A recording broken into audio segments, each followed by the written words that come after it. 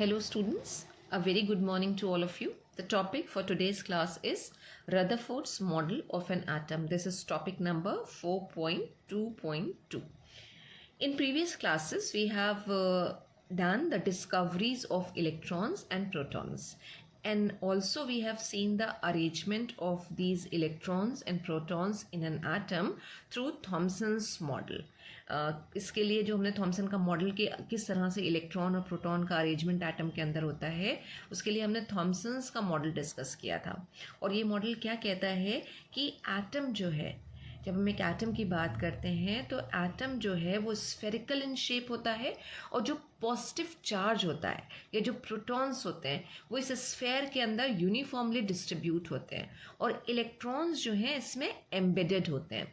Just like the seeds are embedded in red pulp of watermelon. That is why his model, means Thomson's model, was compared with watermelon, and his model is also called plum pudding model. लेकिन ये जो model था इसके कई सारे drawbacks भी थे जो हमने लास्ट क्लास में डिस्कस भी किए थे. तो जब किसी भी मॉडल के या किसी भी थ्योरी के ड्रॉबैक्स आते हैं तो उसको ओवरकम करने के लिए एक नई थ्योरी आ गई, या फिर अभी जो हम arrangement of electron and proton की बात कर रहे हैं उसके लिए एक नया मॉडल आ गया. और ये मॉडल किसने प्रपोज किया था? ई रदरफोर्ड ने प्रपोज किया था, इसीलिए इसे बोल रहे हैं Rutherford's model of an atom. और इनका जो मॉडल था यानी रदरफोर्ड का जो मॉडल था उसे काफ़ी सारी एक्सेप्टेंस मिली. इनफैक्ट हम ये बोल सकते हैं कि आज की डेट में हम एटम के जिस स्ट्रक्चर को फॉलो कर रहे हैं, जिस मॉडल को फॉलो कर रहे हैं, रदरफोर्ड का जो मॉडल है वही एटम के स्ट्रक्चर का बेस है. और एटम के स्ट्रक्चर को डिस्क्राइब करने के लिए रदरफोर्ड ने एक्सपेरिमेंट किया और उनके फेमस एक्सपेरिमेंट का जो नाम है वो है gold foil experiment. Gold foil experiment. और इसी को ही हम दूसरे नाम से जानते हैं अल्फा पार्टिकल स्कैटरिंग एक्सपेरिमेंट. ये भी आपसे पूछ लिया जाता है कि रदरफोर्ड का जो फेमस एक्सपेरिमेंट था उसका नाम क्या था.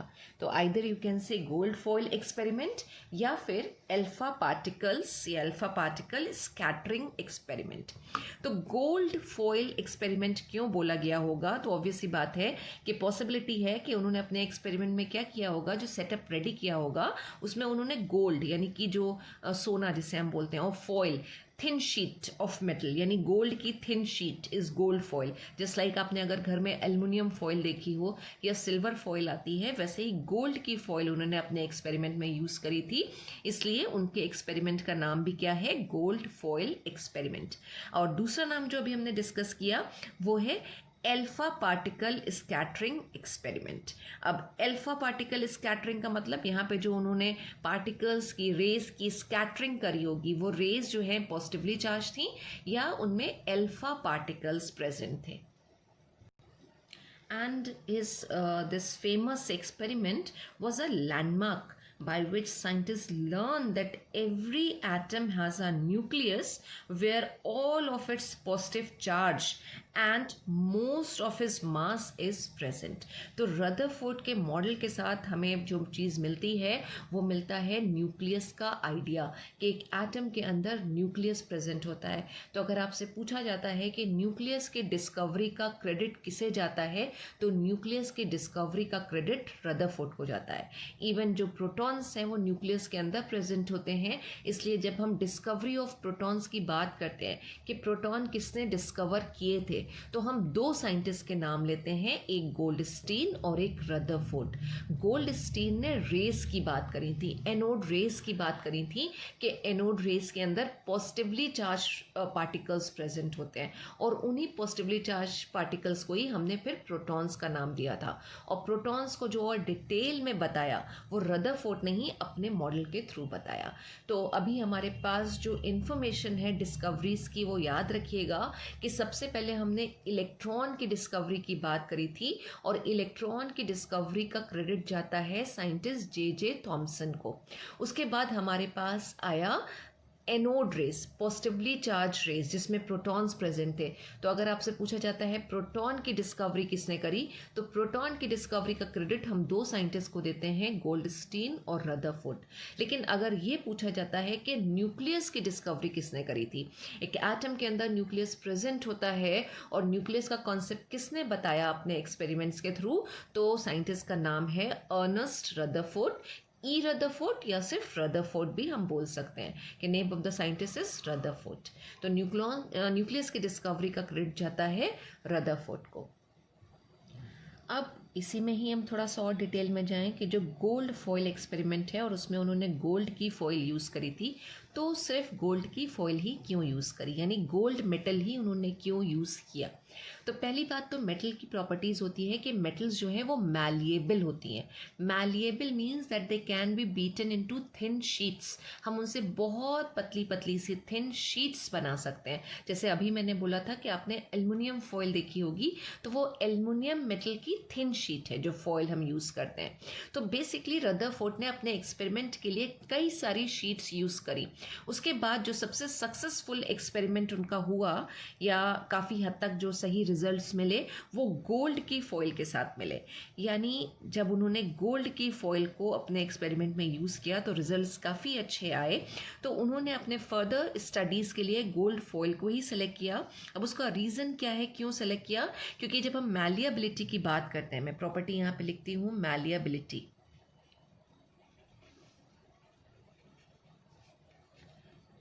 और मैलिएबिलिटी क्या है, that metal can be beaten into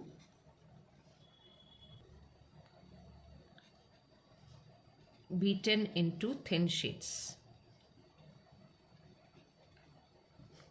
into thin sheets, right.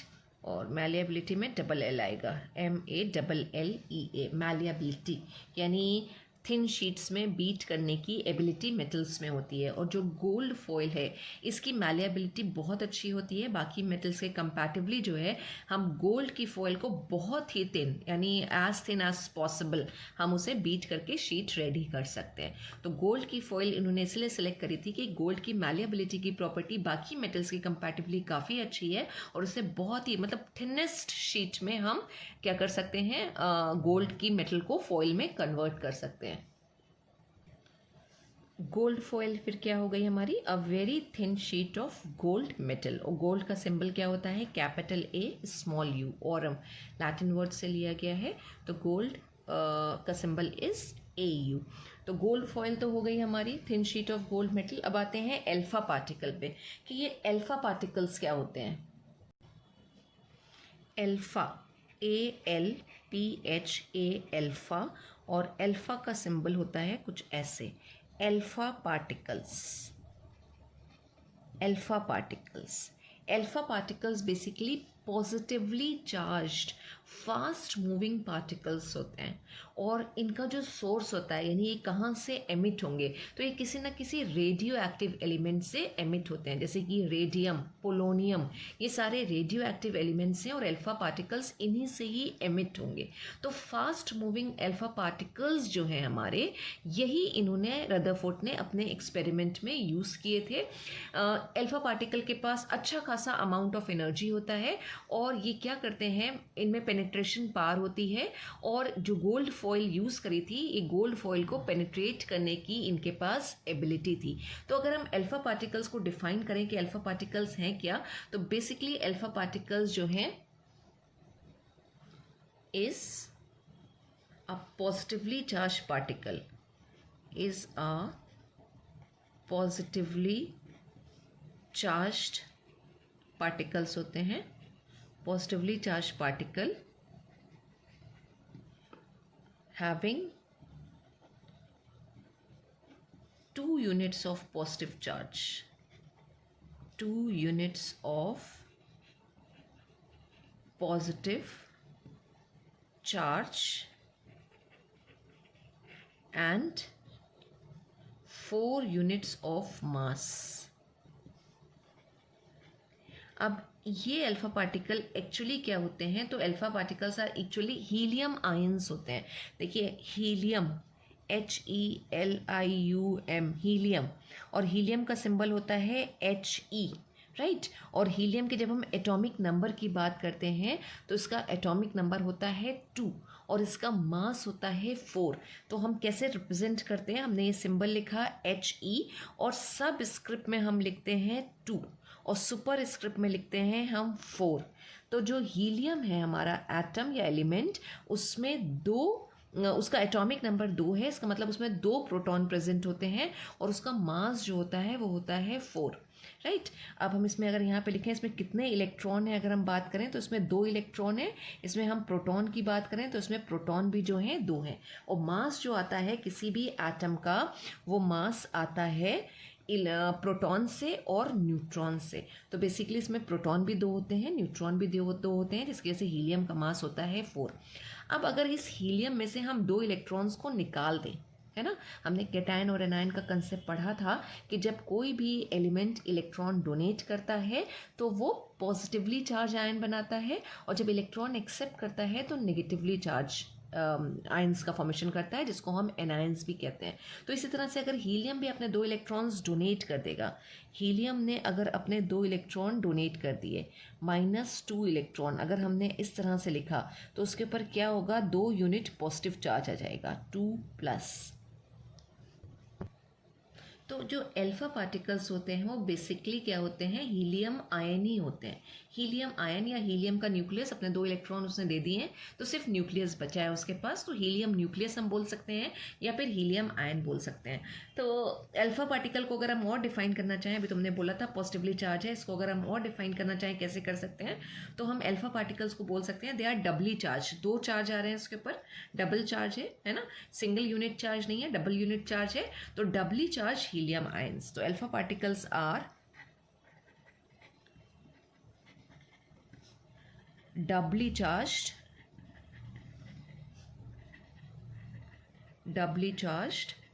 और helium ions, हीलियम हो गया He एंड आयंस, और डबली चार्ज है, पॉजिटिवली चार्ज है, इसलिए हम इसको कैटायन भी बोल सकते हैं कि कैटायन है बेसिकली ये।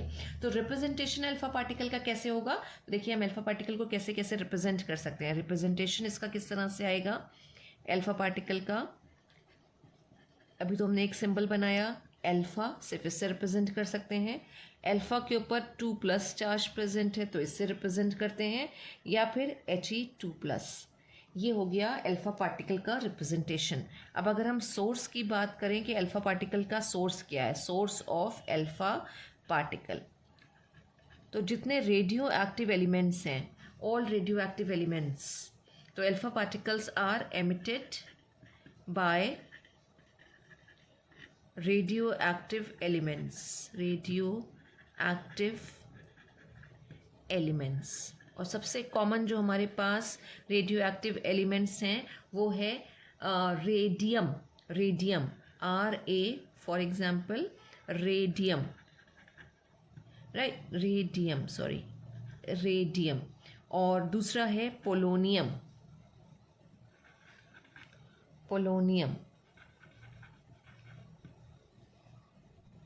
इन दोनों एलिमेंट्स के भी अगर हम सिंबल लिख लें तो रेडियम इज R और small a and polonium is capital P small o। देखिए जब भी किसी एलिमेंट का सिंबल हम लिखते हैं और उसमें अगर 2 लेटर्स का इन्वॉल्वमेंट है, तो पहला लेटर तो आपको कैपिटल बनाना है, दूसरा लेटर स्मॉल रहेगा।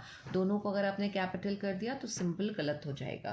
तो कैपिटल R होगा लेकिन स्मॉल a होगा, इस चीज़ को ध्यान रखिएगा। इसी तरह पोलोनियम में भी कैपिटल P है और स्मॉल o है।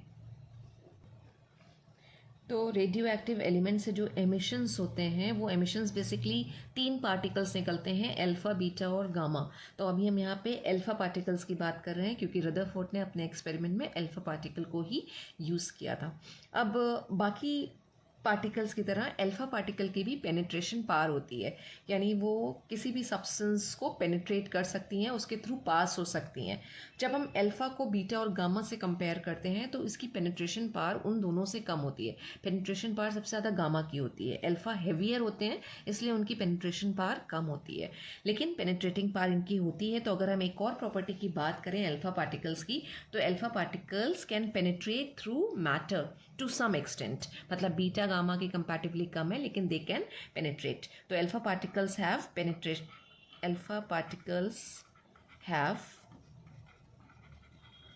penetrating power.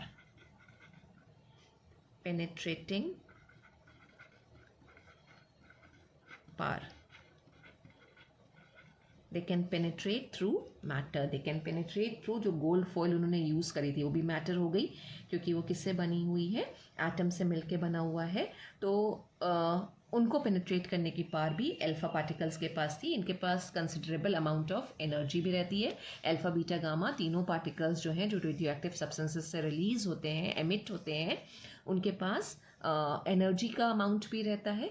तो ये थोड़ा सा इंट्रोडक्शन हो गया रदरफोर्ड के जो हम एक्सपेरिमेंट को डिस्कस करने जा रहे हैं, गोल्ड फॉइल एक्सपेरिमेंट या अल्फा पार्टिकल स्कैटरिंग। अब ये स्कैटरिंग उन्होंने क्या करी थी, बेसिकली उन्होंने बम्बार्डमेंट किया था, यानी एक बीम ऑफ अल्फा पार्टिकल्स उन्होंने फेंके थे गोल्ड फॉइल के ऊपर, इसीलिए उसको हम बोलते हैं स्कैटरिंग एक्सपेरिमेंट। और किन रेस को या किन पार्टिकल्स को उन्होंने स्कैटर या बम्बार्ड किया था गोल्ड फॉइल के ऊपर, तो वो अल्फा पार्टिकल्स थे। गामा रेस की पेनिट्रेटिंग पावर सबसे ज़्यादा होती है, इवन ये स्किन टिश्यू को भी पेनिट्रेट कर जाती हैं। तो ये तो बात हो गई पार्टिकल्स की पेनिट्रेटिंग पावर की। अब हम आते हैं जो हमारे साइंटिस्ट का नाम है, उस नाम को अच्छे से समझ लीजिए।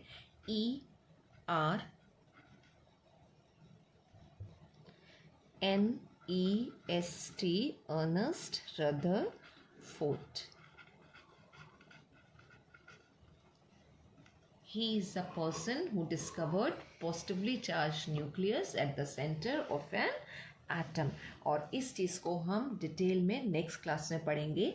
ये हो गया रदरफोर्ड मॉडल जो हम पढ़ने जा रहे हैं, उसका introduction. Thank you so much students.